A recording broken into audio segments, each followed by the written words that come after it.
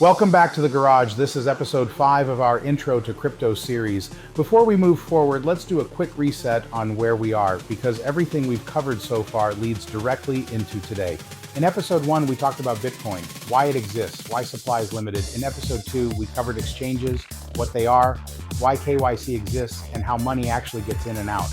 In episode 3, we talked about wallets, why keys matter. In episode 4, we introduced DeFi, why it exists, and why it's powerful and dangerous at the same time. That brings us to today. Today, we're talking about smart contracts. This is the engine behind DeFi. This is the part that actually moves money. And this is where most mistakes happen. So we're slowing this down.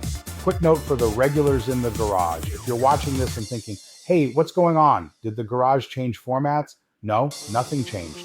This series is a separate segment alongside our normal garage content. Same garage, same mindset. Smart contracts are one of the most misunderstood ideas in crypto. At its core, a smart contract is just code that follows rules automatically. If this happens, then that happens every time. No opinions, no emotions, no exceptions. Think of a smart contract like a vending machine. You don't talk to it, you don't negotiate, you put money in, you press a button, the machine does exactly what it was programmed to do. If you press the wrong button, that's on you. That's the power of smart contracts, and that's the risk, because once you approve something, the code executes, no refunds, no customer support, no undo button. This is why we said seatbelts on, but we're still in the parking lot. Now here's the key link most people miss. Smart contracts aren't just for swapping coins. Smart contracts are also what make earning yield possible in DeFi. Yield just means earning a return on assets you already own. Here's the garage version. If your crypto is just sitting there, that's like leaving a car park. Earning yield is like renting that car out responsibly or putting it to work in a way that pays you. But remember, yield always comes from somewhere. In DeFi, yield usually comes from one of 3 sources. 1, borrowers pay interest. 2, traders pay fees. 3, protocols offer incentives. If you don't know which one you're getting paid from, that's a problem. Now let's answer the question everyone asks. Why would I do yield on DeFi? Can I just stake on an exchange? Yes, you can. The difference is control and transparency.